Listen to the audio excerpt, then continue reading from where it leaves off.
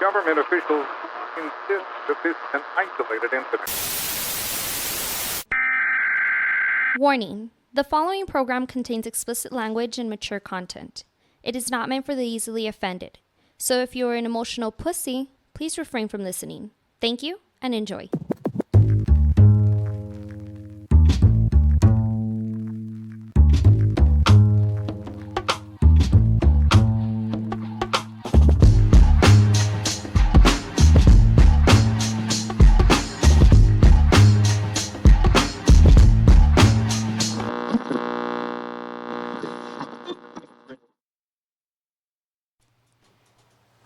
Back at it.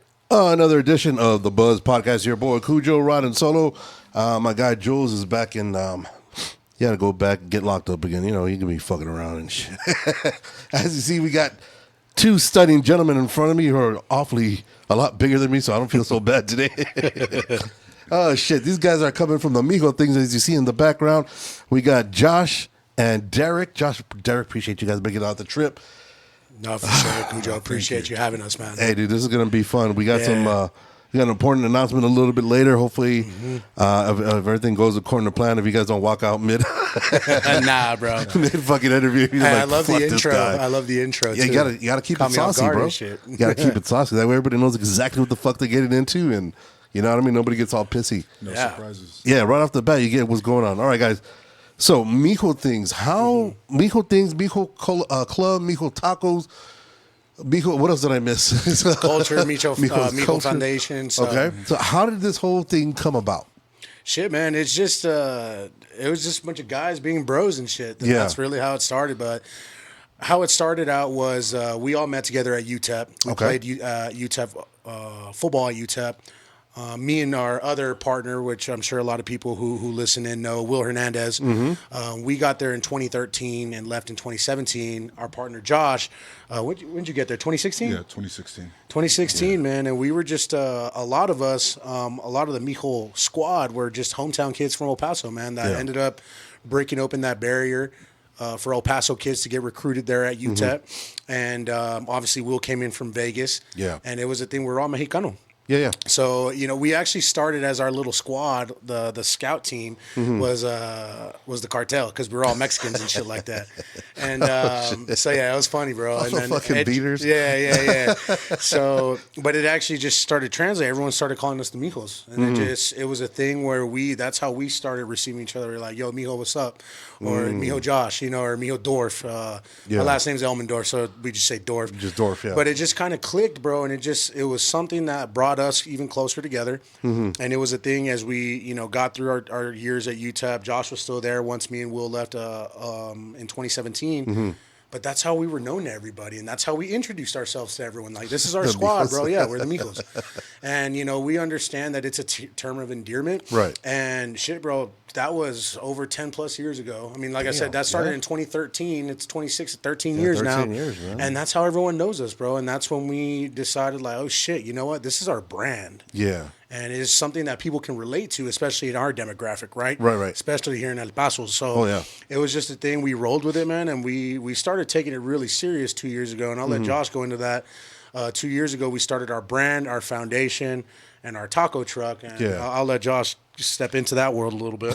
Yeah, so first of all, with the taco truck, one thing that Derek, Will, and myself know is food. Like, we know food, we know football, we know working out. Right. So we decided to get into a business that we're all comfortable with, Okay. that we all know very well. Derek and his dad have their own restaurant, Moose's Draft House. His dad used to grill out for us after every game. So after every game, we would just go outside the locker room, have food, and they have amazing food, right? Yeah. So we decided just to put our brand together, Mijo. We went from Mijo Things to just Mijo, which is our clothing brand, and then expanded to Mijo's Tacos here in El Paso. And it blew up immediately. Yeah. Because one thing about us is we like to do things unconventional. Okay. We like to make it creative, fun, and not just your basic cookie cutter stuff. And that goes from our football camps that tie into our foundation to our food truck. And an example for our food truck, we did a thing called Tacos in the Trenches, which is an all-you-can-eat taco eating contest across a bunch of different high schools in El Paso. But the people competing were offensive linemen. Oh, And shit. The reason Our position. Yeah, that's a lot of tacos, boy. It's a lot of beef, bro. Yeah, it is. Okay. And the reason we did that was because offensive linemen never get recognition. And Right. They're one of the most important positions on the field. So that's what I mean. You know, we like to do things fun and creative, and we Yeah. like to do things unconventional, and that's what we strive to do for all of our businesses. Yeah. I mean, just ask Joe Burrow. Fuck. It's like he get blown up all the goddamn time. Every time he turns around, he get knocked the fuck I out. think he was like one of the most sacked quarterbacks. Yeah, last him, year. Stroud. I mean, he could be the greatest talent in the world, but if you're on your ass, he can't do Did shit. y'all see who he was posted up with the other night in Vegas? With he was on the tables with Jessica Alba, Joe Burr. I was like, all right, he's in his Power bag. to him, yeah. She got no swag, dude. After seeing her dance at the Bad Bunny halftime, she ain't got no swag. How the fuck is Honey not gonna be able to dance, bro? That's what I'm saying. I was like, come on. It's a good ass movie though. It's a good ass I was like, come on, you better than that, girl. You deserve better than that. So with Mijos Tacos, what's your signature taco or your signature plate that you guys have within the food truck? Well, one thing about Mijos Tacos is we smoke our meats. So we have smoked pork belly, smoked brisket, barbacoa, and lengua. Okay. So that stands us out a little bit different than other, taco trucks. Right. And we have quesadillas, burgers, and our Sonoran hot dog. But in my opinion, I would say the smoked pork belly tacos. That's definitely the house favorite, bro. Because I mean, we all know that food here, especially Mexican food here in El Paso, is fire, bro. Yeah. So, our thing was my dad taught us how to do it because we needed to stand out a little bit, right?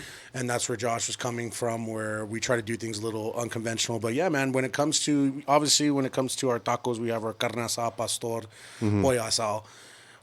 And that's how we bring the little difference. When it comes to our smoked meats, man, our brisket, our pork belly, we'll smoke that anywhere between 10 to 14 hours.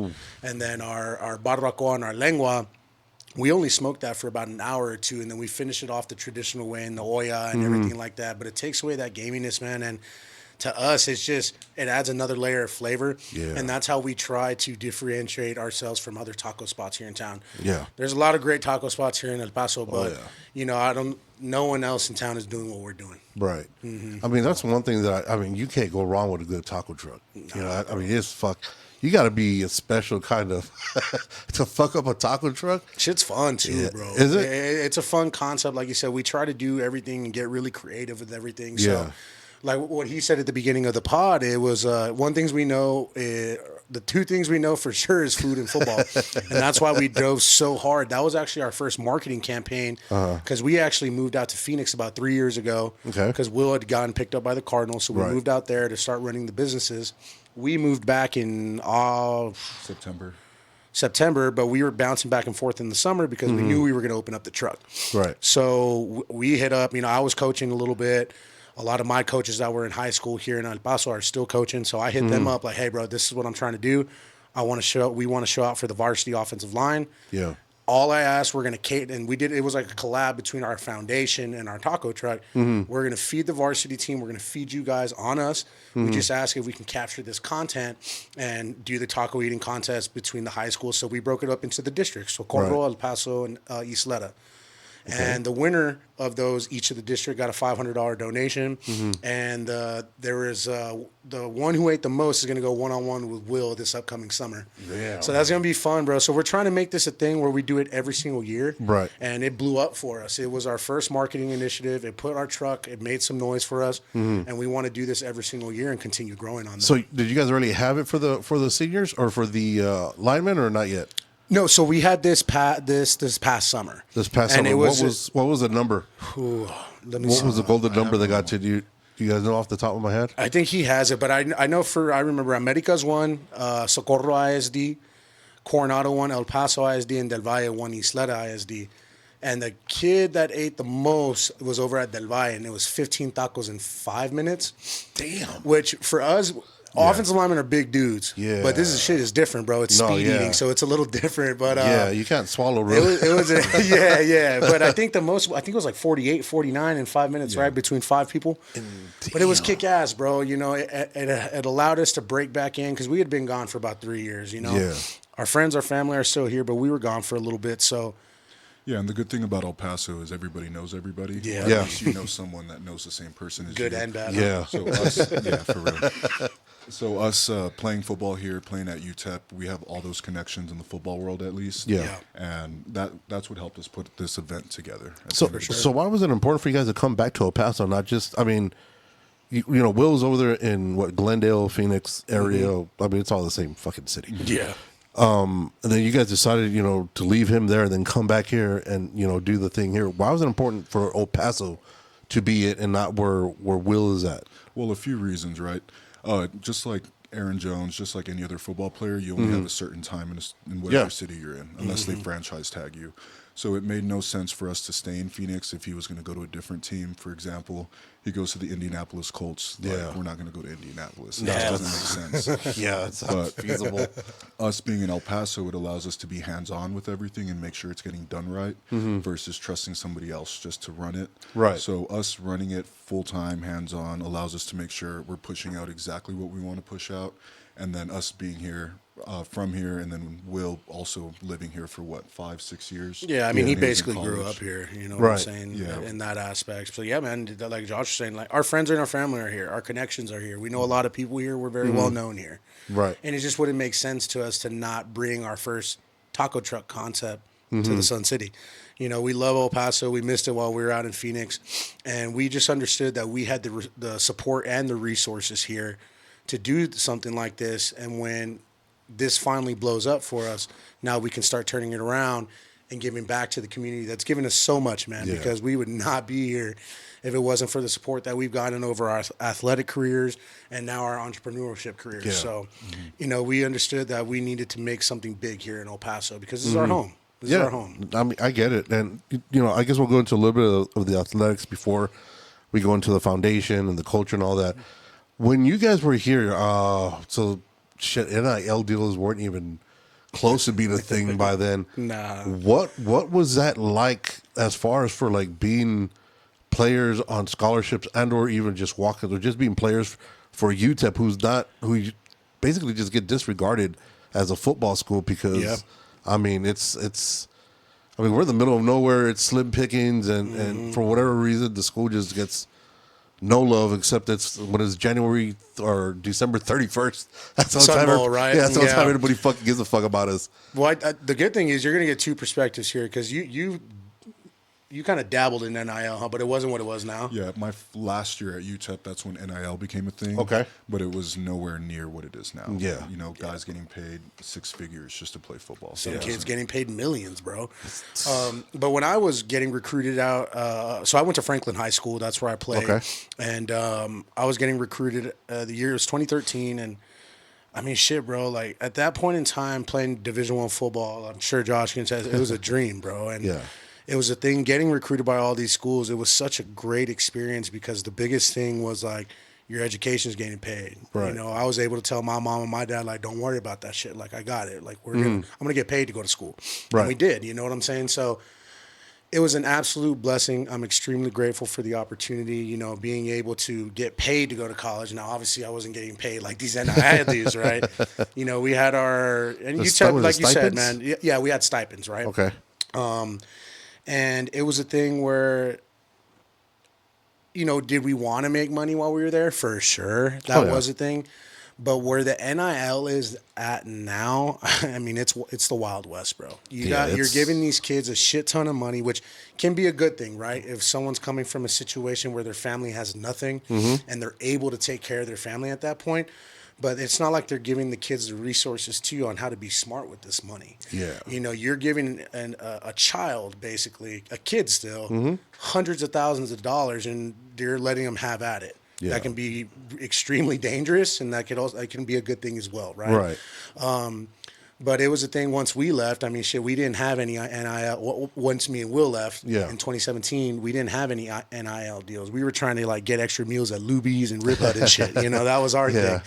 But no matter what, bro, I got paid to go to college. I got my degree, and I met my best friends there, and now we're business partners. So I mean, I'm cool with the NIL. Do I think they need to put a cap on that shit? For sure, man, because it's wild. Well, I think even I saw there's a clip they had a Coach Saban was had a congressional hearing or some shit, giving his 2 cents about the NIL deals, and he said the exact same thing. He said, dude, this is ridiculous. We're giving these kids millions of dollars, but we're not teaching them how to save. We're not teaching them what they should do with it. Invest. You're letting them loose, and it's a matter of time before these guys start. They're showing up in Ferraris to fucking practice. So it's a matter of time before they start saying, well, fuck you. Who are you to tell me? I'm making more than the coach. Exactly, bro. And then they're going to get into some shit. And we've already kind of seen it with, so my team, the Kansas City Chiefs, we have their fucking hardhead Rice. First paycheck he got, he went out there and fucking caused a mayhem in fucking Dallas on the freeway. And luckily nobody came out uninjured. But, you had Ruggs who killed somebody. That was horrible, bro. You have so many things. And I guess the thing, people always see the glory, right, about a football player where they get X amount of dollars. They're like, oh, these guys got it made. What the fuck they got to bitch about? It was like, well, you don't see the pressure. You don't see the fucking physical pain. You don't see the emotional toll. Mm-hmm. You're on top, but you're not really on top because nobody's there with you. Because everybody's just give me. And you don't know who's really there with you.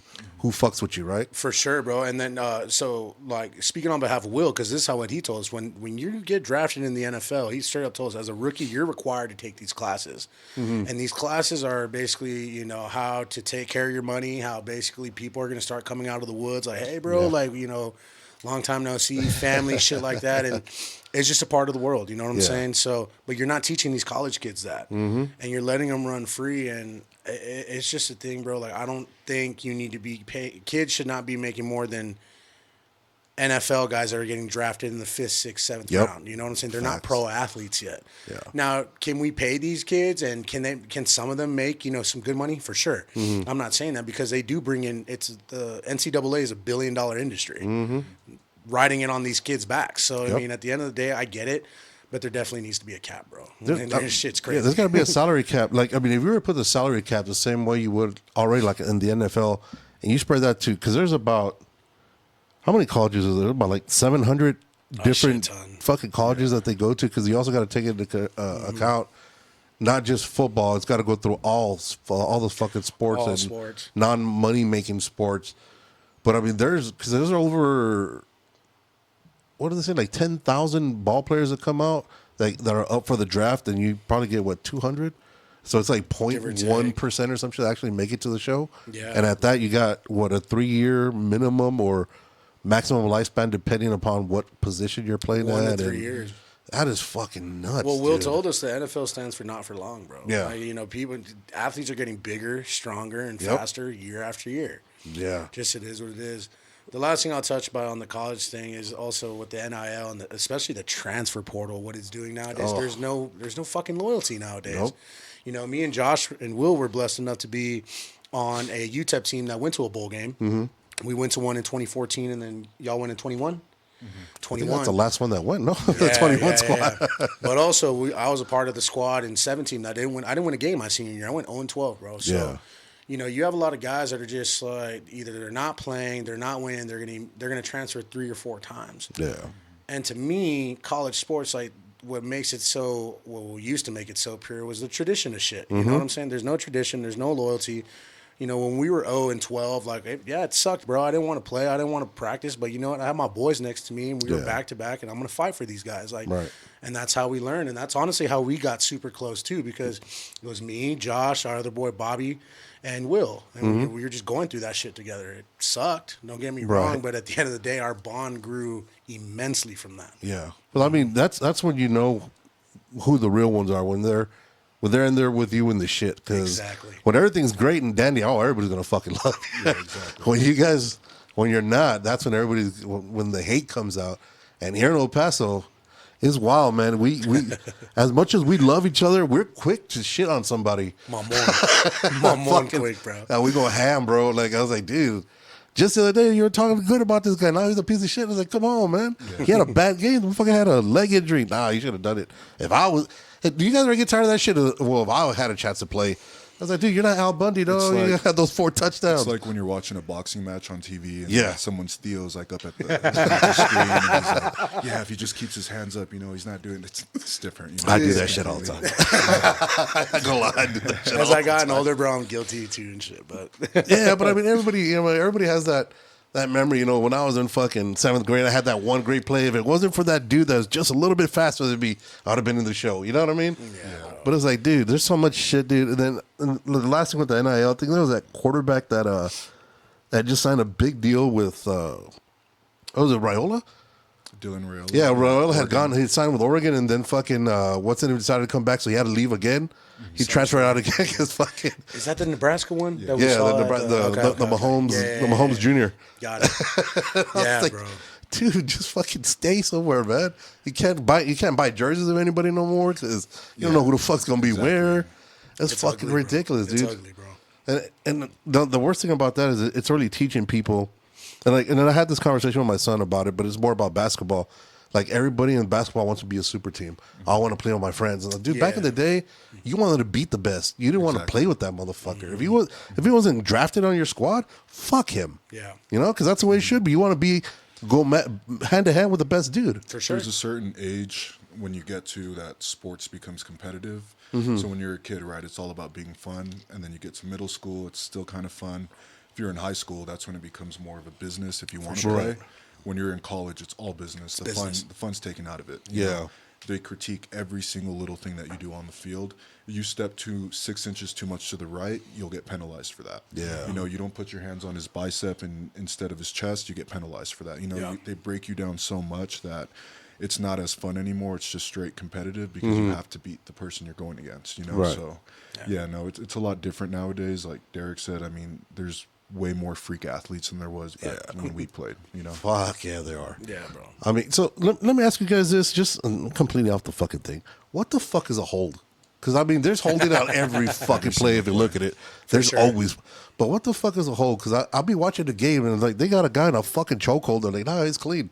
Like, how the fuck is he clean? They're going to miss the calls. They're going to call it sometimes when it's not holding. They're going to call it like I said, they're going to miss it, right? The makeup call? Yeah, so realistically, so Josh was playing D-line, I was O-line. So my job was to block Josh from not messing up our quarterback or our running back, whatever it is. Yeah. And you have to hold, bro. Yeah. Like when you get to that level, but you have to hold within the shoulder pads right here. Okay. This is legal. If I have you in here, You're we're good. But the moment he tries to start ripping away or tries to start moving and I'm holding him back, that's going to be called a hold. Yeah. Or if my hands are outside of the chest box and I'm out here and I'm holding them and stuff like that, refs are going to call that shit every time. Yeah, because that shit, I get so mad with the games because, I mean, it is, of course, it always happens when a spectacular plays happens or something, or when your team needs something that you're cheering for, they do it, and all of a sudden they're like, there's a hold. Dude, that motherfucker wasn't even playing. He's like, who the fuck are you calling it on? For sure. But and then once you hit college in the NFL, they're gonna call that they're gonna call your number out, so everyone knows oh shit, that guy fucked up. It happened to our guy, Jawan Taylor, fucking Chris. What's the dude's name? The dude from NBC. He used to be a receiver. I can't remember his name. Anyways, on the Sunday night, he called out Jawan Taylor for one time that he jumps off early on the snap. After that, everybody had his. Everybody was on his ass after. But everybody else, Lane Johnson, all those motherfuckers, do the exact same thing. Nobody said one fucking word. It sucks when you're on top, right? Yeah. Everyone wants to bring you down. Everyone wants to be on top, bro. You get a bullseye on your back, dude. It is. All right, so now let's go over to Mijos Culture. Mijos Culture, that's the clothing line, right? Yeah. So the clothing lines I see, I was seeing some of the the Belichick hoodies that you guys got. Oh yeah. I was like, dude, those are fucking fire. I think I saw one in like a Tar Heel blue. I was Tar Heel like, blue. Yeah, we had a cream one and a Tar Heel blue. That's my shit. So why was it important to get into the clothing line? Also, I mean, it's one thing doing the taco truck and the foundation. Why the clothing line? We wanted to find a way to get our name out there, really, and expand it through Will in the NFL. Yeah. So the beauty of it, him being whatever team he's on, he can help push it out to his teammates, to staff and coaches and everyone. And that's a way we can get our name and our message out. Our message is always about building community and uplifting Hispanics and Latinos in sports and giving them a platform. And just like football, there's not a lot of Hispanic and Latinos, so that's just a way to get our name out to everybody. And then we, leverage that with the taco truck, and then we leverage that with all the camps we do with the foundation. Okay. So, we're trying to stick to that Mexican-style streetwear. Yeah. designs and stuff. And, it's been a big blessing. We've been doing great, and we get better and better every time we drop different designs. Yeah. And, it's a huge learning process, but we love it, honestly. Dude, I was seeing actually this last one that you guys had posted up of Will in August. That actually looks a little bit more like that's straight, like Eddie Guerrero style. Yeah, our Con Todo tee. Yeah, I was like, dude, crazy, that's, bro. I was like, that's straight last time, bro. That was our first multiple restock. I think we sold almost 1,000 units of that shit, bro. So it was really, really good for us. We started the entire clothing brand. What was it? Going on almost 2 summers ago. Mm-hmm. Going on almost 2 summers ago, and it was a thing where me and Josh used to work in corporate finance. Oh shit! And like it was like a Sunday, bro. We were at Will's table and we talked about the brand, and we had been talking about it. Mm-hmm. And it was like, you know what? Fuck it. The time is now. Next day, me and him went and resigned, and we went all in on our brand. It's been almost 2 years now. No reservation, no Nothing, bro. Just raw dog it. Straight raw dog. We're not married. We don't have kids. Yeah, we're still in our. Dude, fuck them kids. Yeah. Dude, trust me. Dude, I got 2 grandkids right now. Fuck them kids. I love them, but fuck them kids. Yeah, like it's not impossible, but not having to take care of anybody other than ourselves makes it a lot easier. 10, 20 years from now, I don't want to think back and, what if I did do it? And just pick the safe route. So it was kind of one of those moments that we kind of just told ourselves, why should we keep waiting? Why not do it now? Mm-hmm. Yeah. I mean, you can't beat it when you're your own boss. Exactly. Also, you know what I mean? Shit's nice, bro. Yeah, except when your boss starts being an asshole, that's when you got a problem. Yeah. Exactly. But now with the clothing, I mean, people that check in, you can check out our stuff at mijoculture.com. But from people that have been following us, first and foremost, thank you. But you've seen the growth when it comes to our clothing line and stuff like that. We started with very basic, designs. And now we're upgrading. We've built a team out in LA, overseas. Okay. And it's just now we're trying to get better and better each and every drop. Yeah. And build an actual storefront. And this is all like Josh said, putting on for our culture and our community and doing and expressing that through our streetwear. So who came up with the original concepts of the clothing lines as far as for like the... Like, which was the first shirt that you guys put out? Was it just the Mijo logo, or was it? It was just a cookie cutter logo on the front and on the back. Okay. Very basic. And like I said, we learned a lot from there. It was just kind of like, let's make actual designs and actual cool stuff. And it's a learning process. We're still learning, but now I feel like we're getting better and better. We're transitioning more into hats than actual shirts. Okay. And staying in that demographic, but. Like it's a learning process every single time we drop something. So like, do you guys, when you guys are coming up with or when the new concept is coming up, do you guys have an idea and go to your squad and be like, look, this is kind of a look that I want to go for. Can we make this happen? Or is it just like, do you guys have to vote on each other? Or is it just like, you know what? I say we're going to fucking do it. No, I think we do vote. Yeah, we definitely do. What we do is we'll take a bunch of ideas that we see, put it together, give it to a designer and tell him, try to make us something. Once he makes it, we'll look at it again, say, hey, take this out, add this instead. And then we kind of go back and forth. Is there one of the Mijos that just, hey, dude, you know what? Don't put in your 2 cents no more.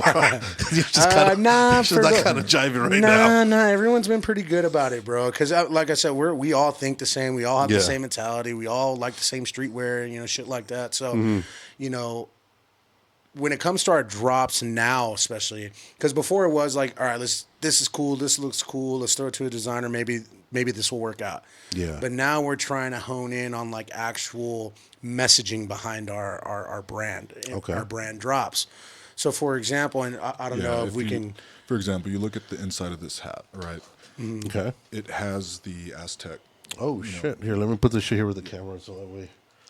Yeah, so it tells a story, right? And then if you show them your hat. Yeah. Damn. So this one has. So all of them have something. Okay. Always has something a little different inside. Oh shit! And it goes back, and you can see on the Mijo Club one, it says "For the Culture" too. Damn. All right. But now, moving forward, we're trying to get it to where people can relate to it, especially Hispanics and Latinos. Yeah. Can relate to what we're dropping. So for our upcoming drop, man, and I don't know if we cool to talk about this, like. In the aspect of the blue collar, right? Yeah. I say, who's going to get mad at you? You're the boss. Who the fuck will get mad at you? I'm just so you know, I'm trying to be suspicious. Right.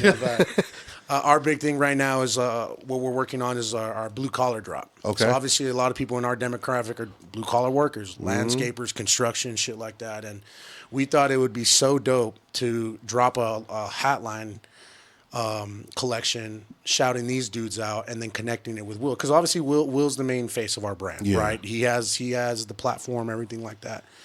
And ideas that we have is like, hey man, they have two different realities, right? But the same work is being fucking put in. Right. So we have a vision of like, showing Will lifting weights, busting his ass, a Mexicano. And then we have a dude who's working fucking 6 a.m. construction, lifting up heavy ass plywood, all this shit. Different concepts, same thing. Right. And what we're trying to do is showcase how we work hard. Our blood works hard. Everyone knows that when it comes to the Mexican blood, we're hard ass workers, bro. And that's what we're trying to showcase in this upcoming drop. So that's just a little bit about it. Obviously, we're still in the works with it and stuff like that. But that's what we want to start doing more and more moving forward, instead of just like, oh, that looks cool, that's a cool design, drop it. We want to kind of get away from that too. Yeah, no, you got to get away from all that. What is it, all that bedazzled bullshit? That these guys it's big in our scene right now, bro. Big. He got on his ass shit. He's like, it's big, bro. Trust me. I'm telling you, no, it's yeah, big right now. you're bigger than me, motherfucker. Whatever you say, I'm good with that, dog. Yeah. Oh shit, but that's cool though. You guys are able to do something like that, and that. Is there ever like any animosity where like say Derek comes up with like, dude, this idea will be a banger, this is gonna work. Then everyone's like, nah, it's not. They're like, fuck these motherfuckers. No, that definitely happens. Get hella salty and shit. One thing we told each other was, no matter what happens, like take your feelings out of it. Don't get hurt. Because at the end of the day, we all played football. Yeah. And at the collegiate level, and coaches will get on your ass in front of everybody, but you can't take it personal. The moment you take it personal, thick ass skin. Yeah, everything's out the window. Yeah, you always have to hear the message, not the tone. Right. And a lot of people don't understand that. So if you're getting mad at your son, right, it's not because you want to be mean. It's because you are passionate about something and you understand it, and he has to take his feelings out of it and just know like why you're saying it. Yeah, that's how we are too. And that's what we carry with us everywhere. So if we're working with a designer or a team and they're giving us harsh feedback, we don't get offended. We just take it as it is, and then we work on it. Same thing with us. We get on each other's ass. It's not personal. It's because we're trying to fix something or because we know the standard. Yeah, we have to meet that standard every single time. Yeah. So. Like I said, so myself and I had another coach. We would actually do coaching flag football when my son was one of the guys. And I always told him, similar to what you're saying, is if the coach ain't fucking yelling at you, that's a problem. That means he gave up on you and you're done, dude. So if somebody's yelling at you, that's a good thing. Yeah. Trust me, it's a fucking good thing. Trust it. Even if you're the best player, they gotta yell at you because the moment you start taking it to heart, you're fucked. There's nothing there's no coming back from that. And that's what we try to tell these kids too, man. Like, and it goes back to everything that we've learned through sports, and that's mine and Josh's biggest messaging. Because obviously, like with our brand, everyone's going to see Will first. Yeah. He's a professional athlete. Yeah. But 99% of the people aren't going to be professional athletes. But everything that we've learned through sports, when it comes to organization, structure, discipline, all the good shit, right? Yeah. That is translated into our entrepreneurial careers. And that's also a big message that we try to send to these kids. It's like, hey man, with what we're trying to teach you, what we're trying to drill in you, your coaches, your parents, etc. Like this is more important than life after sports, right? Yep. This shit is going to stay with you for life. And that was actually one of my biggest things getting out of sports, man, because my structure was always given to me because of sports. So when I got out, I had to build structure for the first time in my life. And that shit, I struggled with that. But I had all the other training already, so I was able to rise to the occasion, right? But that's the big thing that we try to drill in these kids' head at the camps too. It's like, don't be sensitive, bro. You can't, because I promise you, once you're out in the real world by yourself, no one gives a fuck about you. Yep. It is what it is. You have to have your own back. It is what it is. You're going to be blessed, hopefully, to find a group of friends that are going to be there for you. But in reality, you have your own back, bro, and that's just the way it is. So the football camps you guys got coming up, is that part of the Mijo Foundation, or is that just its own thing on its own? No, that's part of the foundation. Okay. Yeah. So with the camp, what makes Mijos Foundation, the camp, much different than all the other camps out there? Because I've been to a few of the camps, and there's some that I've seen that, like they'll have people out here, they'll have actual ex-professional players, and they're kind of just like, they half-ass it. Because they're just there to be there because I got paid, whatever, and I'm for sure. Hey, what's going on? And I can't sign or anything. I can't give you a high five, but hey, how are you? They just fuck off, and I was like, dude, They have the kids there all just fucking Why am I out yeah. here? And then there's others that I've seen, like we did the Aaron Jones one. Yeah. And he was out there. His brother was out there. Mama Jones was out there. I mean, man. they were interactive. They were like, like somebody was like, hey, I never heard no, which is something that is different from a lot of other camps. And even just regular high school football coaches are like, no, I don't got time. The motherfuckers, they're here for you. Yeah, exactly. You know what I mean? What makes Mijos stand out? Well, first thing, like you said, ex-NFL players come or current NFL players come. Yeah. We make sure when we have a camp, everybody that wants to be there, and they don't get paid for it. Okay. You're showing up because you want to be a part of it. So Yes. Right. we know who's coming beforehand. Second of all, we don't just bring NFL players, we bring other professionals in other industries. Yes. Whether it's MMA, people in business, people in boxing, soccer. Okay. We want to make it more interactive and creative for these kids instead of like any other cookie cutter camp. Wow. We have a guy giving out free haircuts for the parents so they can get involved too at the camp. Nice. We have food. We had mariachis our last one. We like to make it like super interactive. Photos, autographs, everything for these kids. We let them touch, feel these NFL players so they can see they can do that one day. And we did our first camp with Aaron Jones last year, and we had about 1,500 kids. Yeah. In 2 sessions. So we decided if we're going to do this, we're going to do it right. Where the foundations come involved, everything's free for the kids, and all they have to do is just show up and have a good time. We make it super interactive, and through sponsorships, that's how we do that for the kids. Get them meals, shirts, bracelets, hats, everything for them. So that's one thing we're really big on when we have camps. Make it interactive. Don't make it cookie cutter. Everybody get in a line. Do this back. We make a lot of Do the L drill. And have a lot of competitions. Right. Bring the coaches into it. Yeah. Make them compete with the kids. Just have. We want to have fun at the end of the day. Our biggest thing too, man, is like Josh said, we don't want to just a cookie cutter camp. What we want is to put on an actual event for the community that has given us so much.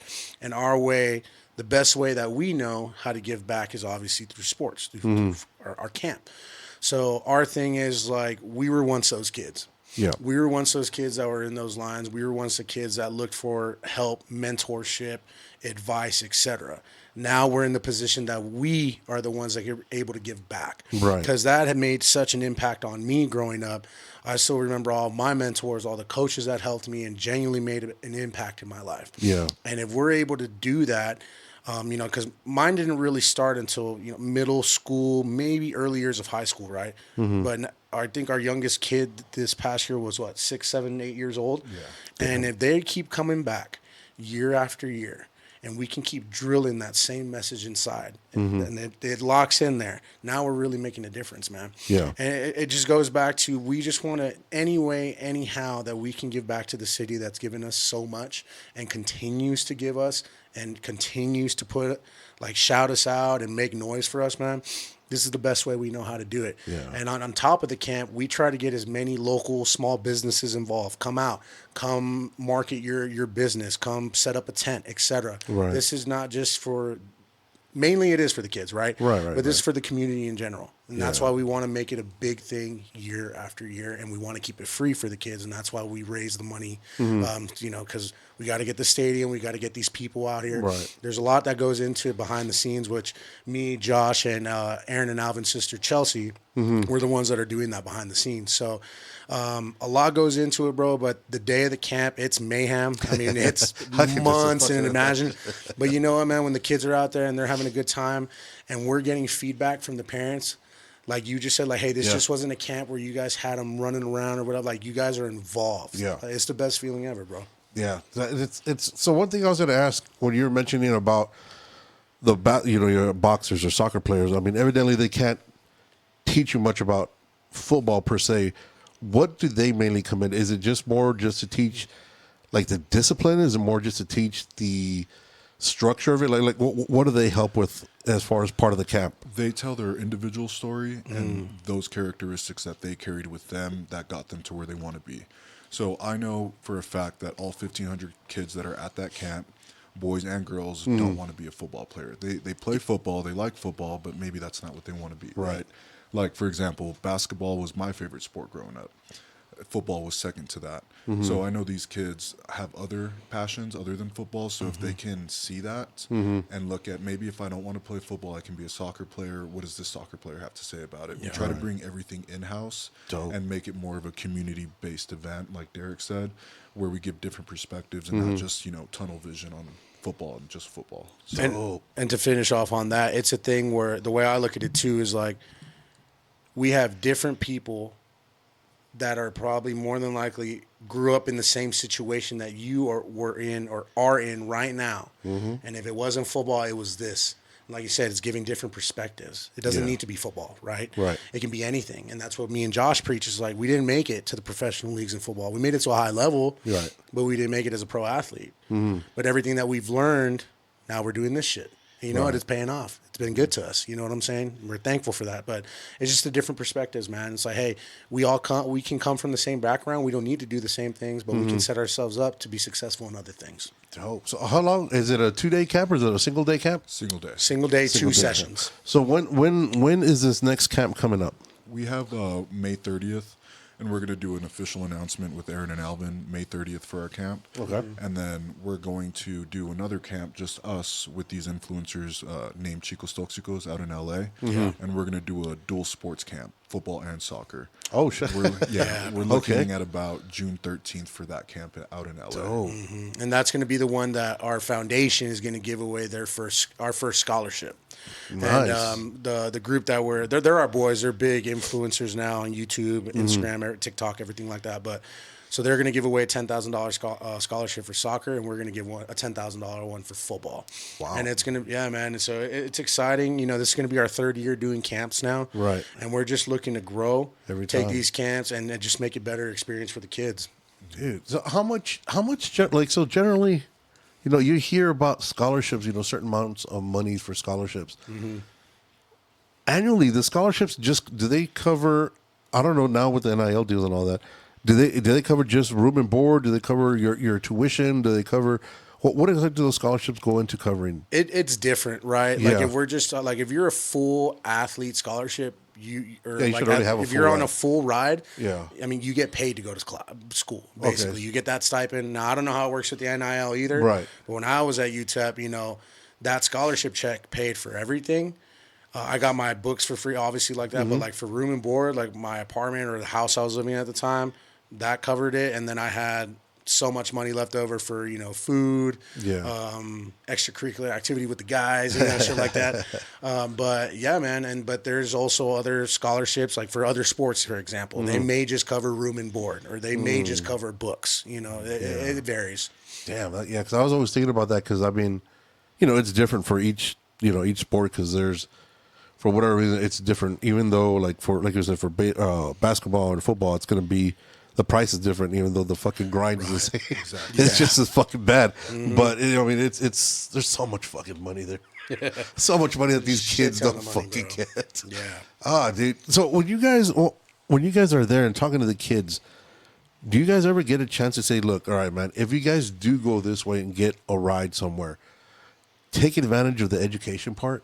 Do you guys actually have like not just a football, but like an actual life talk with these kids and get them ready for the shit show that's coming? And that's why I mentioned we even have entrepreneurs, different businesses come out and speak at the camps because that's a harsh reality, right? Yeah. You don't want to go to college and just get an art degree. Nothing against that, but you should get a degree in something that will set you up for a real job when you get out. And nowadays, the sad part is, a college degree is probably equivalent to a high school degree. There's so many more people now that have college degrees that you have to stand out differently. Mm-hmm. And that's what we try to show these kids is how to stand out, get internships, shadow people, do things for free, ask to work for someone for free just to get that experience, because you should put all that effort and that opportunity you're being given into something that's going to set you up for your life. Mm-hmm. Yeah. And the biggest thing we also try to preach to these kids is like, man, you can't, don't let fear dictate your life in the aspect of, we understand now the power of collaboration. You need to learn how to talk to people, bro, because in today's world, it's really about who you know, to be honest. And we've really seen that the last 2 years building this brand, building the taco truck, building the foundation, We had no idea what we were doing 2 years ago. We jumped into this shit blind as hell, but we had great resources around us that led us. We went to these, events, marketed ourselves, got in with the right people. And if people like you, bro, they're going to help you. It is what it is. So if you can develop those skills, those social skills, that's very important. And we'd also let those kids know that too, because nowadays, like Josh says, like college degrees, I mean, unless you got a kick-ass niche, bro. Yeah. Other than that, like I'll be straight up. I haven't used my degree. At all. Yeah. I probably will never use it, to be honest. Yeah. But I mean, not saying that that's wrong or anything, right? No, absolutely. But it's just it's our reality. Yeah. No, it's different. Like you said, the way the world's changing now, it's more who you know instead of what you know, which is kind of. In certain instances, it has its plus and minuses, right? I mean, just like anything else in fucking life. Right. Now that you guys are, doing so much for the community here in El Paso with Mijo Foundation, Mijo Culture, the Mijo Truck, when you guys go back to like UTEP, do you guys get those open arms? Like, even though, like you said, even though you didn't go to the pro level, you're still doing shit that's far more exceeding than the pro level when you're giving back to your community. Because it's beautiful when you see an Aaron Jones throw up the 915 after a touchdown. Shit's so hard, bro. That's fucking dope. But then when you're here and you're helping out kids and actually talking to people and showing the community actually give a shit about them, that hits even fucking harder. Do you guys get a lot of love now from here when you guys are at UTEP, or is it still back to the same old? Coach Scotty Walden has done a great job. Fantastic. Welcoming all ex-UTEP athletes with open arms. We just got off a call with him a couple days ago about doing something big at UTEP. We did one of our taco eating contests, O-line versus D-line at UTEP. And the good thing about Derek, myself, and Will, like, we weren't pieces of shit, right? Yeah. We respected everybody in the building, from the equipment staff all the way up to the head coach. Yeah. We were cool with everybody. We never got into fights. We were just cool with everybody, and that goes a long way. If you can respect somebody and treat, the lowest level guy the same as the highest level guy, that'll get you a long way. And now it's coming back in fruition to us. Every time we go back to UTEP, they're willing to help us with open arms with whatever we're trying to do out there. Man. So. Shout out to Coach Walden, and also, Coach Dimmel as well when he was here.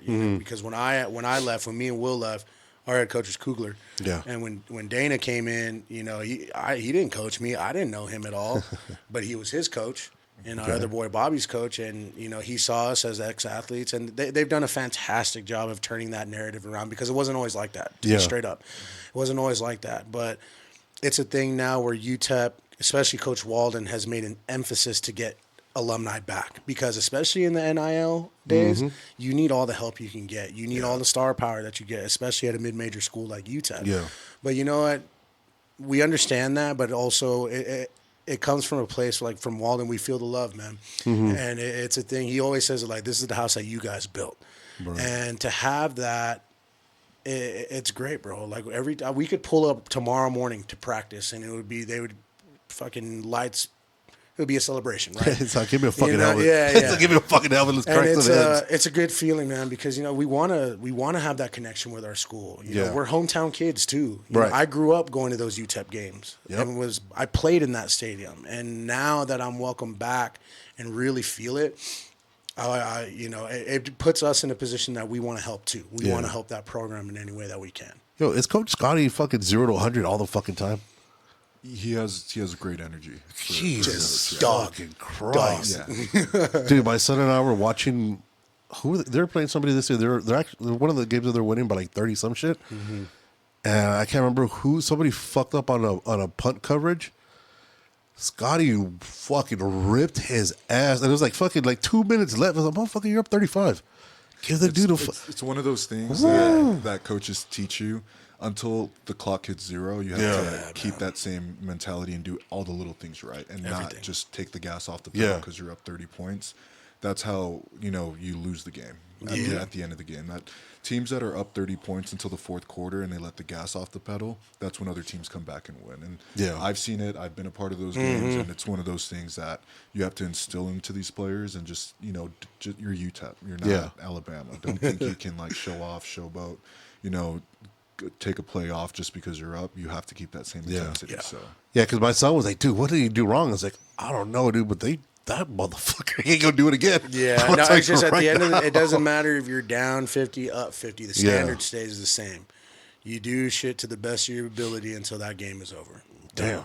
Yeah. Yeah, I mean that's all you can do, right? 'Cause that's something the only thing that you're in charge of or that you can control is your effort. Exactly. Other than that, Your attitude and your effort are the two things that you're in control of every single day of your life. And that's the one thing I used to tell the kids. I was like, look, dude, no matter how great the team is, it's not the coach that wins it. It's not the players. A lot of the times, the teams lose it more than they win it. Yeah. Because they start doing that lack of effort. They start fucking around, or they start, this shit is easy. Next you know, when you're down 21, you're up fucking 7. You're like, what the fuck just happened? Yeah, and it's just all about putting that gas to the pedal to the metal and just fucking keep going, 100%. So one of the reasons that we're here today, actually, I guess probably the second main reason, other than just showing love to you guys. May 2nd, we wanna do something. Yes, sir. We are doing our fourth annual. Yeah, it's our fourth annual. It used to be called the Brew Battle Pillow Fight, but I want to change the name. Mm-hmm. I don't like that name anymore because the way we did it. I mean, because we started out with the Old Sheepdog Brewery, and we would make a beer at that time, and then we would push the beer for the brewery as well as whatever the foundation was that we had. Mm-hmm. So I don't think it carries the same thing. What if we do something like? What could we do? How about we do May 2nd, Mijos Palooza. Okay. Pillow fight. And we have you guys, all proceeds will go to you guys for whatever you guys need to do. If anything, probably mainly towards the camp. Camp, for sure. May 2nd at Soggy Paso. We'll start pushing it. We'll putting it out. We can get, we're going to get I'm going to try to get all kinds of crazy people. I'm going to try to get other things other than just pillow fights involved because shit gets some crazy. Wrestling. Yeah, we're going to throw some. I'm going to try to get some wrestling in there. I'm going to try to see what kind of other crazy shit I could do because I have a crazy mind. But yeah. Let's throw a taco eating contest in there. Hey. Pull up with the truck or some shit. Yeah, we can have people sign up ahead of time. Yeah, okay. We can do something like that and have like a little prize or whatever it is. We'll game plan behind the scenes. Yeah. We'll game plan. Yeah. But we want to put it out there on the atmosphere as of right now. Mijos Palooza. I like the way that sounds. Mijos Palooza, May 2nd, Soggy Paso. Let's say once I get the times worked out, Soggy Paso's early in. We did it last year for the Jazz Foundation. I almost got about $3,500 for them. Beautiful, man. Fucking amazing event. Shout out to King Grizz and Dario, the delicious one. They were our main event. I mean, we went heavyweights, boy. Damn, we went heavyweights this time. But so May 2nd, Mijos Palooza. We'll put it out there. Can we get a confirmation from you guys? Can we get somebody from Mijos Culture or somebody from the Mijos squad up against somebody from Aaron Jones' squad? Shit, man, I'm down. Yeah, versus Devin. Yeah. I mean, we're down for whatever. We got to obviously talk to Aaron and Alvin's team and everything like that. But that could be the main fight where you go see which foundation's the best in town. Is it AA? A&A all the way. A&A all the way, or is the Mijos Foundation and then fucking winner bragging rights, all that good shit. Bro, that sounds hella dope, man. Well, I'm down, You versus Devin. I'm with it. Devin, let's get it, one boy. So the way it goes is that it's 3 1.5 minute rounds because those fucking rounds. I'm gonna be hella gassed, bro. Oh, dude, those rounds are wild, dude. Yeah, we almost had to do like 45 seconds for the big boys at the end because I think, dude, these motherfuckers about to pass out. But so it's 3 1.5 minute round, 90-second rounds. We have 3 judges on the in case it goes to the scorecards. Generally, we'll do everybody who's local here in El Paso, like last year. We did Nayeli La Viquina Rodriguez, who's an up-and-coming boxer. Actually, she has a fight coming up this Saturday on the 14th out here at Cone State. Not Cone State. I'm at shout out to her, man. The Coliseum or University, one of those. She did it. We had who else we had? We had the Pie Sisters, a local band here that they're trying to get their name out. They did it, and Jimmy Dukes, who's a podcaster as well and covers a bunch of fight game stuff. So this year we'll try to blend it in with a bunch of different other names. Go out there, have a great time. It's going to be May 2nd, Mijos Palooza. I really like the name of it. Those boys, bro. Thank you for that. But yeah, dude. So we'll get together. We'll put out all the information and whatnot.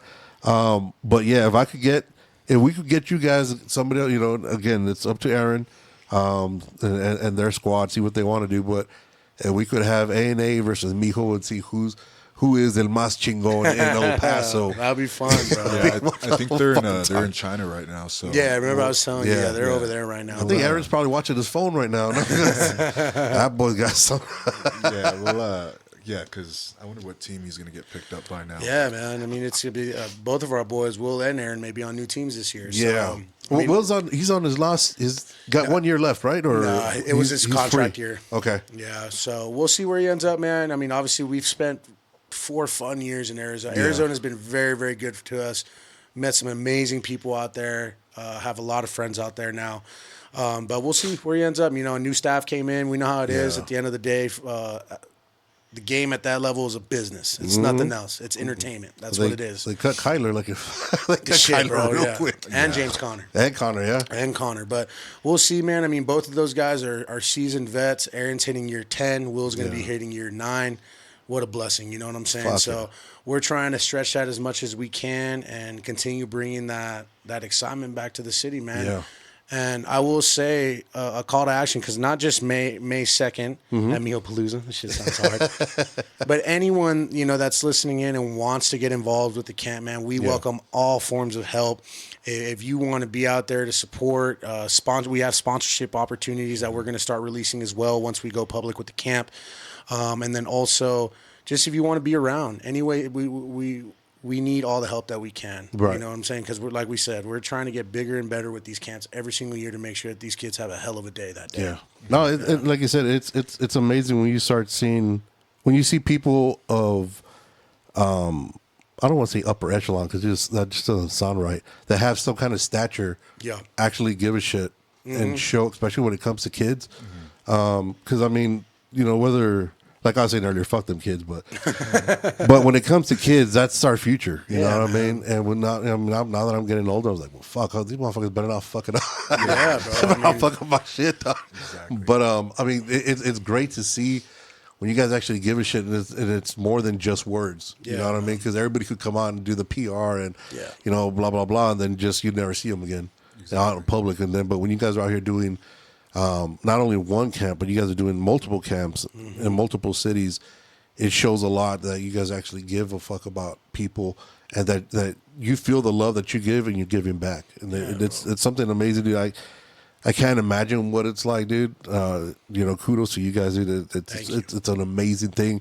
That's one of the reasons when I was thinking about what foundation I could reach out to, I was like, dude, so our boys from the Takeover show, Misa and Chewy. Yeah, I had seen that they had you guys on there, and I was, Chewy and I, we do and Misa, we do commentary for a local wrestling league.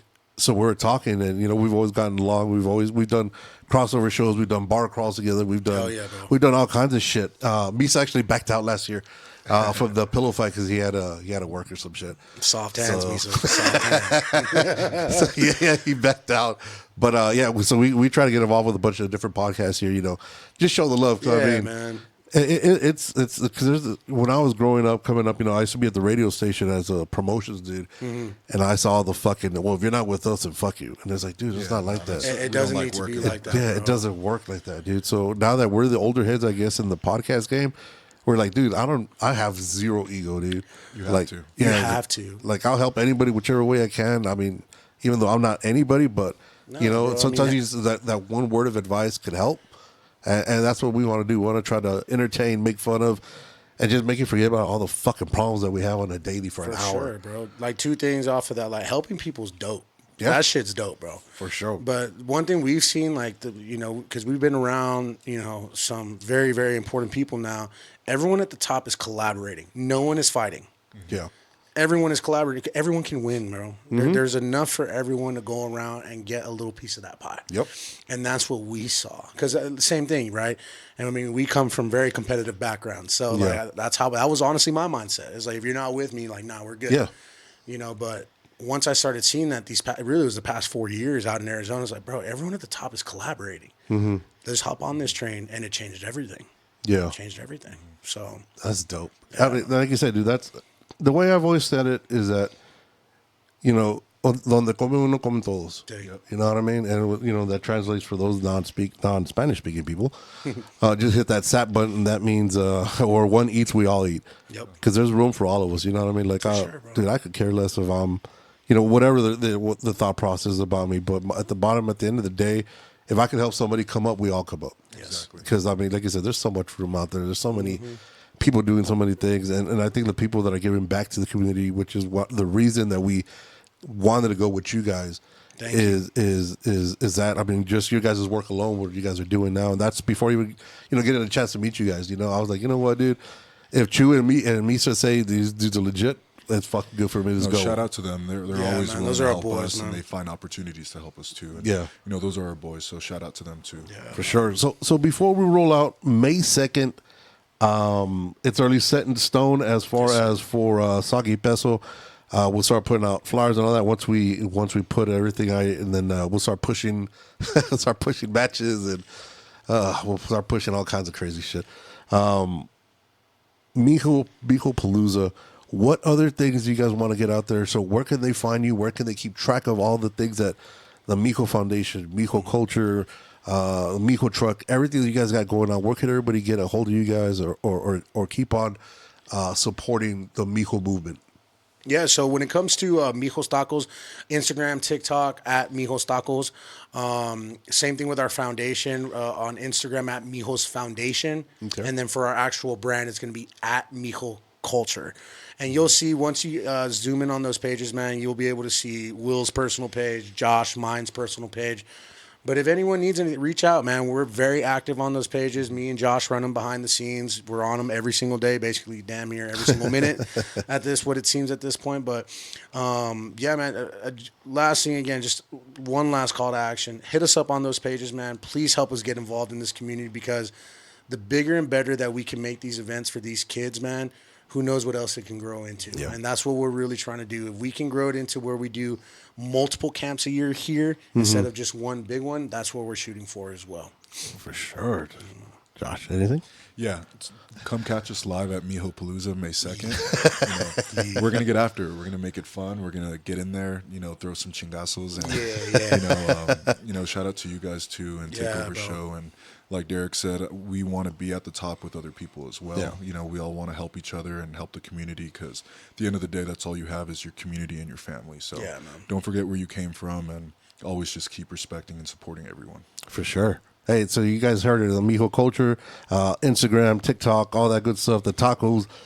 I want to try the pork belly now, because once you said Shit's pork gas, belly, bro. when you said pork belly, I started getting a little, I mean, you know, I'm not the skinniest motherfucker out here. I see them. Yeah. I smoked pork belly with our chile de árbol, bro. Gas, bro. Yeah, I had a little bit of drool coming out my mouth. I ain't gonna lie, but yeah, I definitely gotta. I appreciate the love, appreciate the merch. The merch is legit. The Mijo Club is, yeah, we'll be rocking that shit for sure. But yeah, guys, make sure you guys support local, support the people that actually give a damn about you guys, because it's like you were saying, Derek. It's awesome to give back. Shit's fun, bro. And sometimes, you know, and it doesn't matter of, you know, a lot of times people nowadays, they want to give back, and it's got to have views so people can see what they're doing. Yeah. When people don't see what you're doing, the integrity of it, that's the fucking time when it That's the shines. biggest thing, bro. And I appreciate you guys, everything that you guys do. You know, even though, like you said, Will is the face of it, it's all one team, the Mijo Foundation, the family, all you guys, dude. It's amazing what you guys are doing. Keep doing what you're doing. Mijo Palooza, May 2nd, Mijo Culture, Mijo Tacos, Mijo Foundation, the May 31st. May 30th. May 30th. Yeah. May 30th, the camp, along with the Aaron Jones, with the A&A all the way. The Jones family, great family. Amazing people, man. Make sure you guys support everybody that's supporting you guys.